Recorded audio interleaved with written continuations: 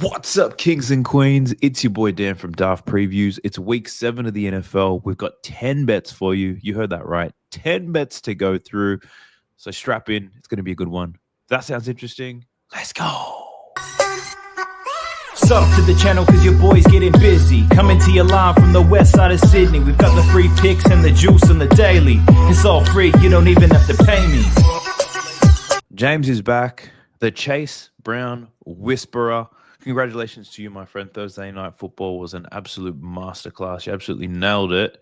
Some deadly reads there. Sweat-free winners. We swept all the picks on the video. What more could you ask for, right? How you feeling today? Feeling awesome, man. It's bright and early here in the U.S., but felt really good to get that sweep on Thursday Night Football after we kind of got killed on Sunday. But I'm feeling awesome. I really like this slate. I think there are a lot of good reads here, and yeah, I'm excited to jump into it.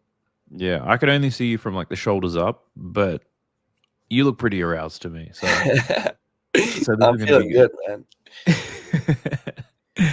All right, so you've got 6 picks to go through. I've got 4.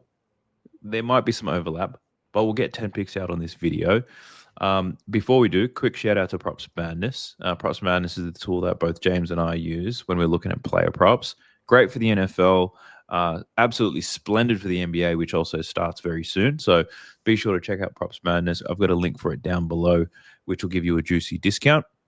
Speaking about discounts, in the last video, I mentioned that my NBA season pass is open. The gates are open, lads. You can get my NBA season pass with a juicy discount, which is every single bet from now till the end of the NBA season for every single sport, which is soccer, NFL, and the NBA. All your parlays, tricksy combos, straight bets, lotto tickets, whatever you want, it's all there. So check both of those links out in the video description. And James is more than just a pretty face. He also has a Twitter account. Be sure to check him out as well. All right, let's get into the juice. The formalities have been done. You've got more picks than I. I'll let you kick things off for us. What the hell are we looking at today? Cool. Yeah, I'll start it out with a fun one. So I'm going to the Chiefs and Raiders game, and I'm taking Rashee Rice, and I'm taking his first quarter receiving yards. I got it at 15.5, and now it's at 16.5, but I also laddered it to 25 plus and 30 plus. But yeah, Rashee is back. I'm looking for Mahomes and Andy Reid to get him involved early and often. He's had a full calendar year to recover from his knee injury. He was obviously suspended to start this season, but I think he's going to be full go here. I don't expect a snap count, but if there were to be one, I think it would be kind of later in the game, second quarter. You may take a drive off or something like that. But as for the matchup, Vegas has been a pass funnel defense all season. They've allowed the 10th fewest rush yards, but the 4th most yards to wide receivers.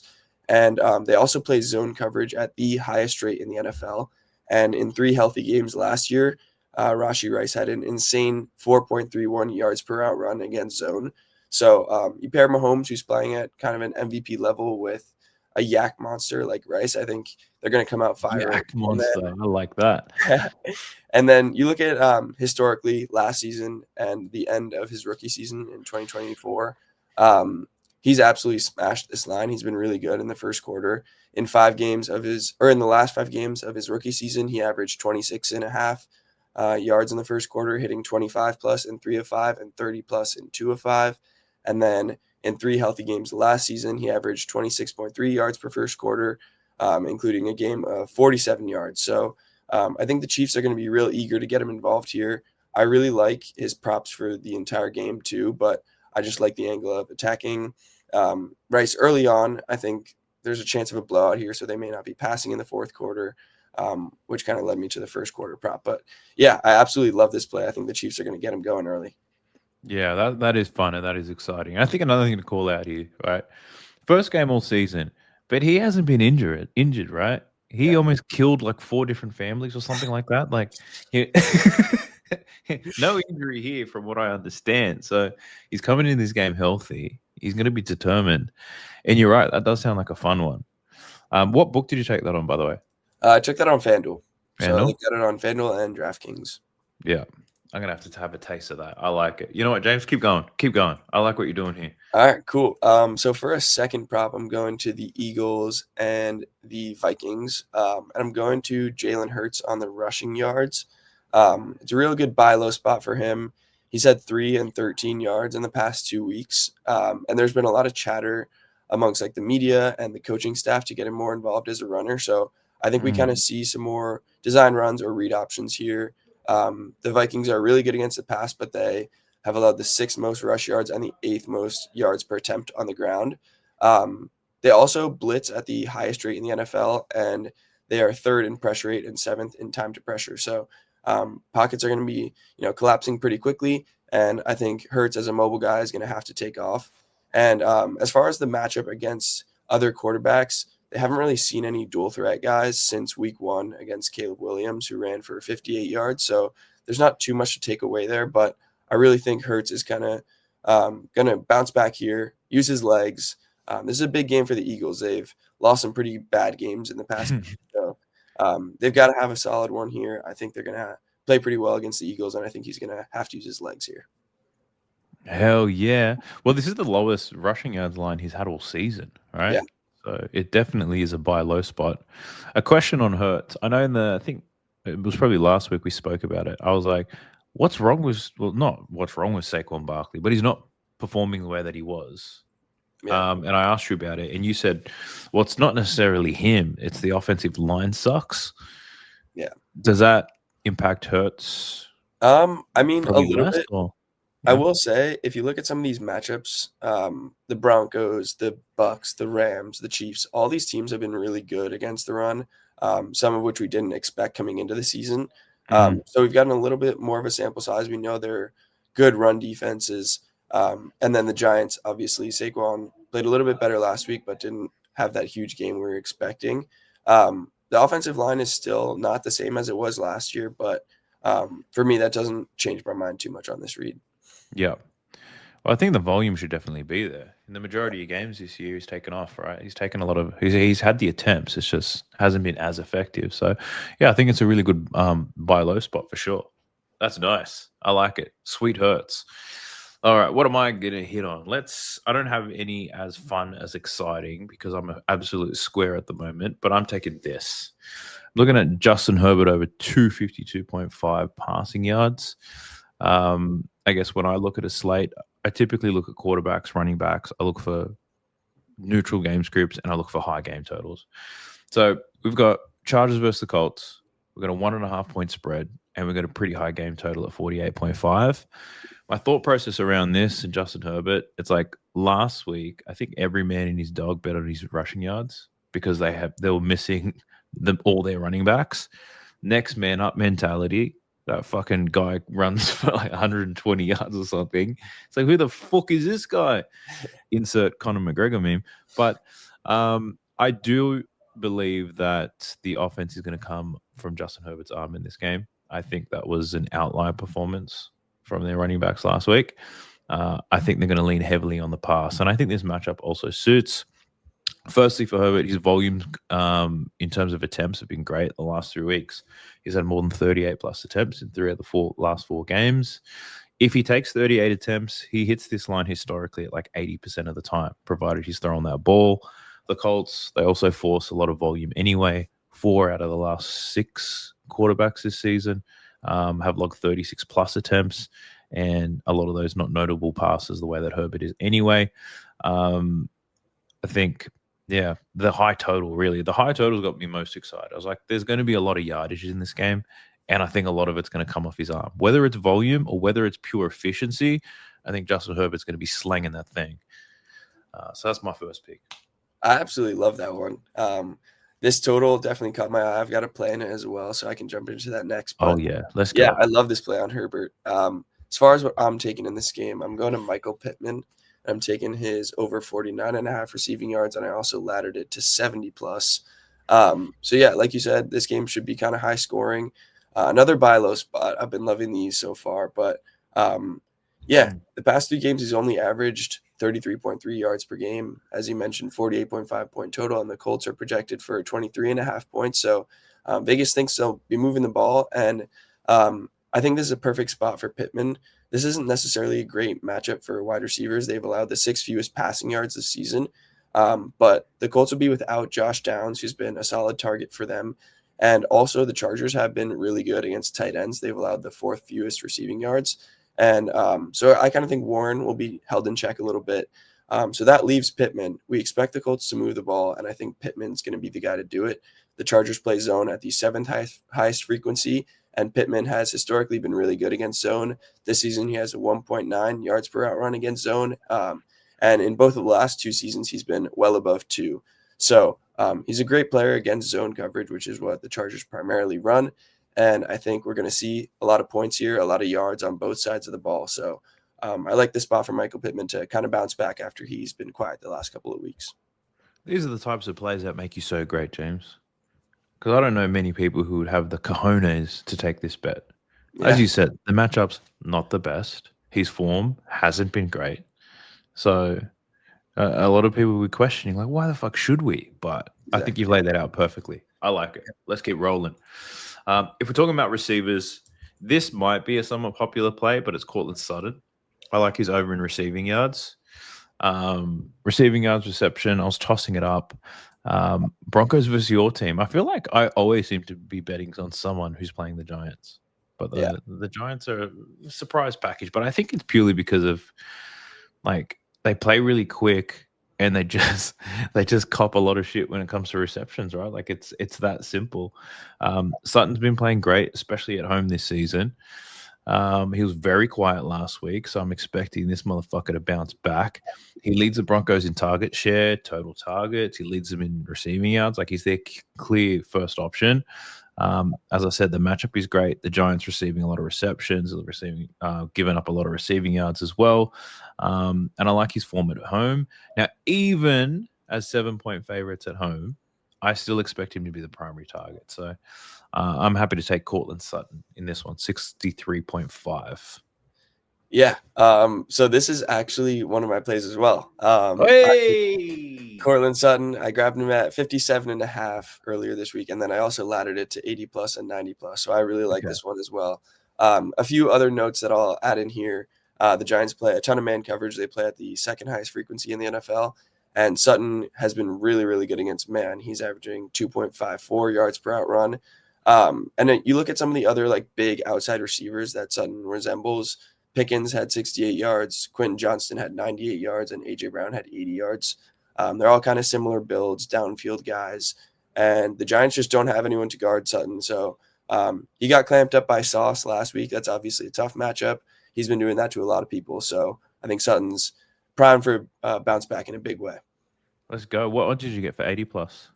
80 plus, I got plus 210, and 90 plus, I got plus 300. Let's go. You building a lot of ladders, my boy. Yeah, I'm feeling good this week, man. Hopefully, fuck around and find out. Yeah, we'll see.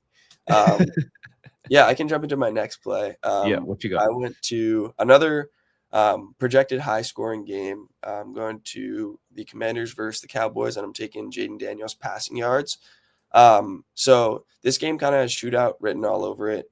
54.5 point total, which is the highest of the season. Oh, yeah. And I felt like this passing line is a little mispriced. I grabbed it at 223.5. I also laddered it to 250 plus another ladder.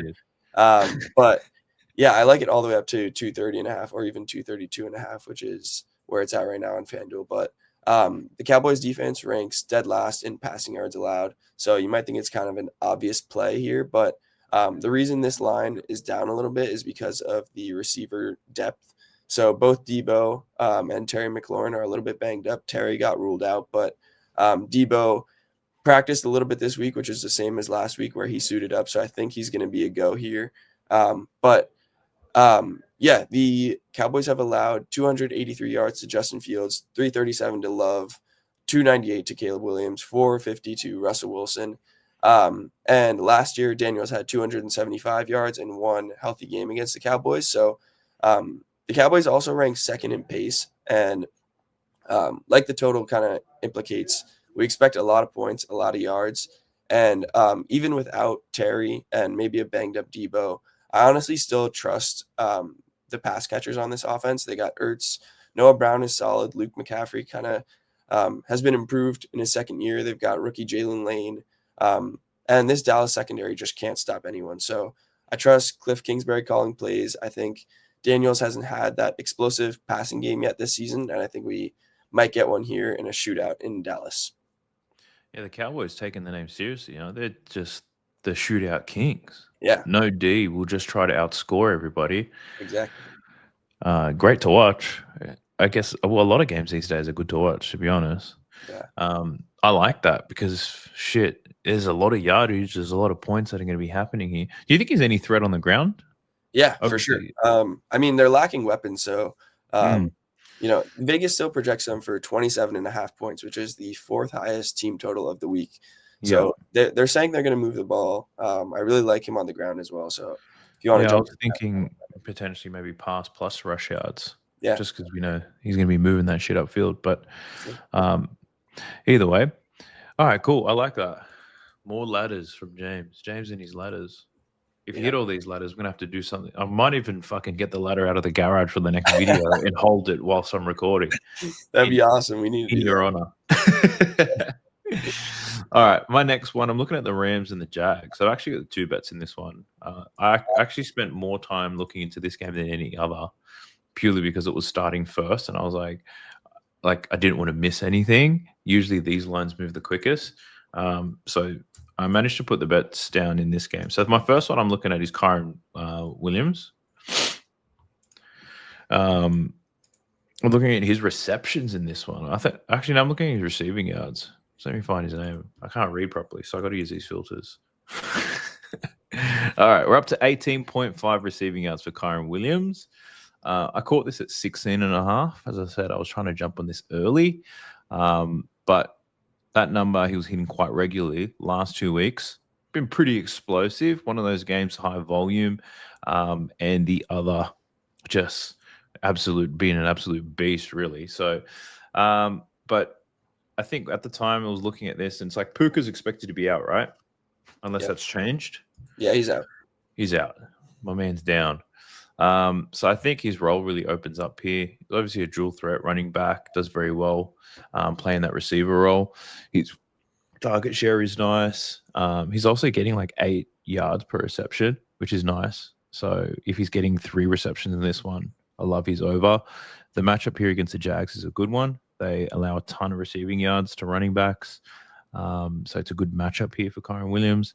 And they've allowed a lot of running backs to actually cover this line. If we take a look here, 6 out of the 9 running backs they've faced this season have actually covered their line.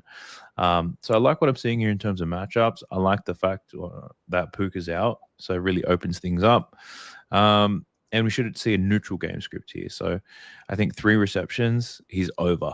His line is at 2.5, heavily juiced. So pretty much the books are saying he's pretty much going to get 3 receptions anyway.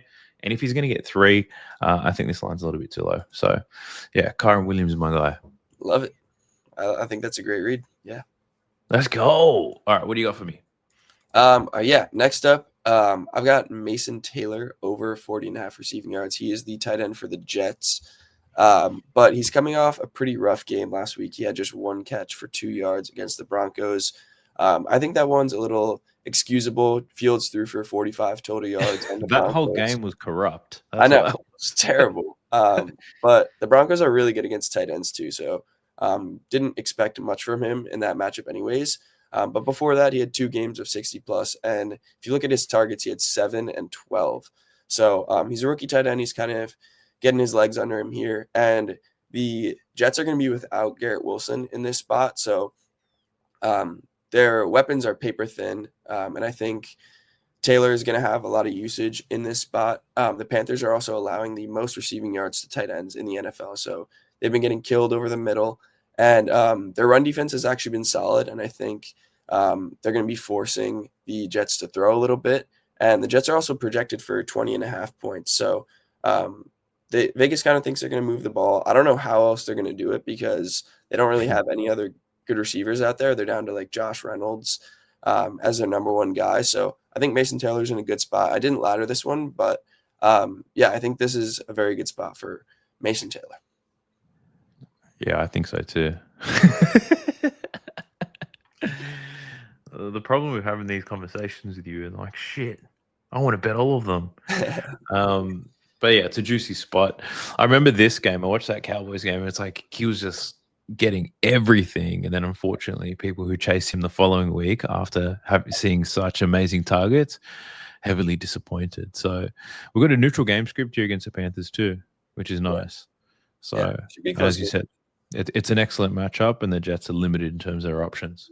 I'm with it. Let's go. Disappointed there's no ladder though, but can't be greedy. My last bet that I have down, looking at Travis Etienne, I took his over in his rushing yards, 58.5 rushing yards. So I've got the 2 bets in the Rams. He's gone over this line in 3 out of the 6 games so far this season. But a lot of this is really matchup dependent from what I've seen here. If we break things down and we really just look at what they allow in the tough matchups, he sucks, and in the easy matchups, he kills. Pretty much, that's your Travis Etienne right there.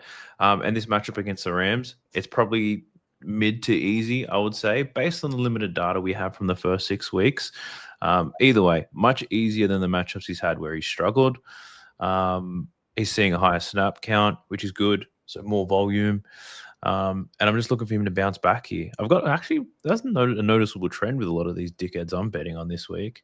A lot of them sucked last week. So if we can get the bounce back spots happening, I'll be a very happy chappy. But really liking Travis Etienne here just to get some volume down, have some efficiency as well.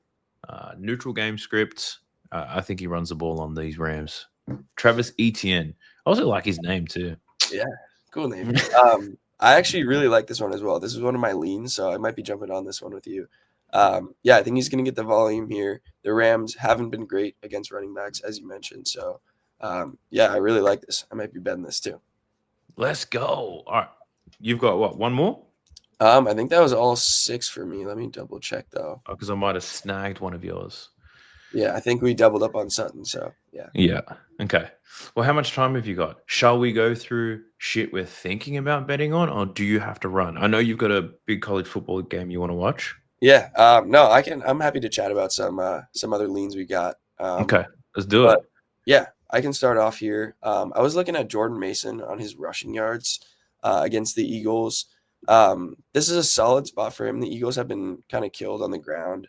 If you look at some of the running backs they've faced recently, Scatabo had 98 yards last week. Dobbins had 70 before. So this Eagles defense isn't like the same as we've seen in past years. And it's another buy low spot. He's only covered this game this line in 1 of 4 games. So yeah, I think the Vikings are going to need to run the ball here. Just a lean right now. I'm not sure if I'm going to get there, but I'd love to hear your thoughts on this one. I've seen a bit. Yeah, I like it, but I'm keep thinking like Philly are going to sort their shit out eventually, right? Like the line is also fairly high, to be honest, but yeah, it's like because Philadelphia have been. I wouldn't say they've been they haven't been their best. Their record's still okay, but I figure they've got to get better soon. I just don't know when that will happen. But I get the angle here. It makes a ton of sense. They've been getting feasted on by running backs, right? Yeah. So in terms of how they've been performing against the position, it's an excellent matchup. 2.5 point spread. So we see a neutral game script here. So he's going to get the volume, he'll get the opportunities. I think it's just really about efficiency because it is a high line. Like he might run between 13 and 16 times, which is nice. He'll get the volume, but it's like how well will he perform is the only question mark. I was hoping this line would open at like 62 or 63.5, but yeah, it's pretty high. So yeah. Is this what it opened at? It hasn't had much movement? I think it opened at 66.5, so it's gone up a little bit, but it didn't open as low as I kind of expected, and then I waited a bit, and now it's up at almost 70 yards. So oh god damn. Yeah, we'll see. What's one lean I had? I almost bet this, but I'm a bit of a snob. I was looking at Drake London. Drake London went, I was looking at him because he went crazy last week, and he's been just stacking together some nice games. His target share is amazing. I wanted to bet he's over in receptions, but then I was like, oh, the odds aren't the best. And it's not like I'm thinking about potentially just taking him for 7. I'll get that at plus money. Target share, great. Up against the Niners. neutral game script, a fairly high total at 46.5. He's just his connection's going really well right now, right? With what's his name? Is it Penix? Yep. Yeah. They're just in sync, right? It's like when women hang around with each other long enough, their periods kind of start to match up. And I'd say Drake London and Penix, they're aligned, baby. They're dripping together. So yeah, that's one of my lanes. I'm thinking about taking him for 7. Do you reckon I should swallow some juice here, or do you reckon just run the 7? I would probably take the plus money for 7. I like the spot as well. The Niners ranked 12th in zone frequency, and Drake London has been so good against zone, 3.71 yards per run. So, yeah, there's been a connection there. He looked really good on primetime last week. They got another primetime game this week on Sunday night. So, Yeah. I like this one. Given his efficiency against zone, would it possibly be better to just play his receiving yards over receptions, do you think? I typically go receptions against zone just because Okay. they get tackled quickly. You're not breaking as many long plays. Oh, right. Whereas with man, you beat your man and you got some, yeah. Exactly. Yeah. So I like the receptions look more than yards probably, but yeah, I think that's solid. Okay. Whew, we might have a 7+ for Yeah. plus money. All right. What's another one that you're thinking about betting on? Yeah, let's see. I was looking at the Patriots running backs, whether it was Ramondre Stevenson or Travion Henderson. If you look at both of their games recently, they've both been terrible on the ground, but they get a really juicy matchup this week against the Titans, who have not been able to defend anyone on the ground. Both these guys haven't really covered their line in recent weeks. I mean, they've only covered Yeah. once between the two of them all season. Yeah. But I think I that's think the telling. line's high because of the matchup, right? Yeah, exactly. And the Patriots Matchup, game are going to be scripts. out Yeah. ahead here. Yeah. So I think it's justified how high these lines are. I kind of want to take one of them, but I'm not really sure because the split has been really weird. You kind of have Ramondre who's had fumble issues and been benched a few times, but they don't really want to fully commit to Travion Henderson, which I think is weird. I think he's a really good player, but yeah, it's interesting here. Smash spot, good matchup, good game script. I just don't really know if I want to take the dip on either of these guys. Mm. Do you remember that time you built that same game parlay with, what is it? Yeah. Corbin Williams? I actually looked at doing that for this game. I thought you would have, yeah. I looked at 25 plus rush yards each, and then Patriots money line, and you get minus 108 on that. So, God damn, still minus. Yeah, it's a good spot. I want to take the dip on something, maybe even a Travion like ladder sprinkle on like higher numbers, just because he's a long play guy. I don't know if I take like a full on like unit on the line and then sprinkle on the higher lines, but it's tempting. It might be worth like maybe like just taking an alternate line, a high alternate line for both of them. Yeah, because whoever sees the work is probably going to explode. But right now, you can't determine who's going to see the work. Yeah, exactly. But I don't know if I would ladder Ramondre too high just because he's not like a explosive guy. Kind of, yeah, exactly. I don't think he's good at all. Kind of bothers me that Vrabel is running him into the dirt. But yeah. Yeah. Well, it might be Trevion. It might be like 50, 60. Just take something around there, perhaps. Yeah. But yeah, it makes sense. The matchup is perfect, but it's like, who's going to go to work today? I think that's the only question mark. For sure. Yeah. I'm just checking my list of things. What else did I like? J.K. Dobbins. He owes me money, this motherfucker. I bet on him last week. Chasing hit rates, obviously. But he was part of that corrupt game against the Jets. I was looking at his over in his rushing yards against your Giants. Didn't take it. I think the only thing holding me back is I've already got the Cortland Sutton bet down, but I think the matchup is nice. Game script is perfect for them to run. What are your thoughts on J.K. Dobbins getting busy against the Giants? Yeah, I mean, it looks good to me. We know the Giants can't defend the run. So Dobbins will be involved. He should be efficient. Bounce back game after last week. I think it's solid. I think the line is pretty high. So solid. I can't hate any rushing prop against the Giants just because they can't stop anyone. So good game, good matchup. It's kind of one of those simple reads, but I like it. Yeah, it is a simple one. It's like his snap count's not really high, but it's like if he's on there, they'll use him. So it's like it doesn't bother me too much. But yeah, that was one that I'm still considering.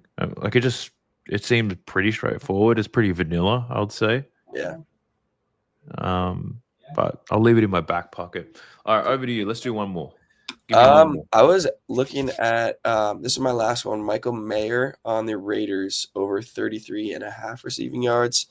This is a solid spot for him. Bowers is going to be out, so we know he's going to play a ton of snaps. Last week he played 92% of snaps and saw 50 receiving yards. So he's the backup, but he's actually a really good, like, real life tight end. He's really good at blocking. He was a high real life. Yeah. So his props aren't necessarily that high. This isn't a great matchup against the Chiefs, but we know he's going to be out there, and the Raiders are going to be in a heavy passing script. They're 12-point underdogs, so they're going to have to be throwing in the second half. Jacoby Myers hasn't been very good for them, and obviously Brock Bowers is not going to be out there, so they're limited in their weapons. They're going to have to throw. I think Mayer is going to be a solid look here. Haven't placed this one, but definitely thinking about it. Do you have any thoughts on him? No, I've never seen this guy's name in my life until you mentioned it, to be honest. Yeah. Don't blame me. No comment. Look, I guess it makes sense, right? Limited options, trailing game script. They're going to have to throw. He's going to be out there for sure. So yeah. It's just, I don't know. Who's the QB that they have here? They have Geno Smith. He'll throw 3 picks. Yeah, exactly. I think that's the only question mark I have. But yeah, it does make a ton of sense. I can understand why you'd be leaning towards this. All right, cool beans. All right, James, well, let's wrap things up there. I do appreciate you taking the time, getting up nice and early for me to do this. Well, at the same time, it's almost 12:30 a.m. for me, so we're both hustling and grinding here. But if anyone wants to check out all the work that James does, you can follow him on Twitter. As I mentioned earlier, my NBA season pass is out now. You get it with a juicy discount. There's a link for that down below in the video description. As always, gamble responsibly. I'll see you in the next one. Peace. Sub to the channel cause your boy's getting busy. Coming to your line from the west side of Sydney. We've got the free picks and the juice on the daily. It's all free, you don't even have to pay me.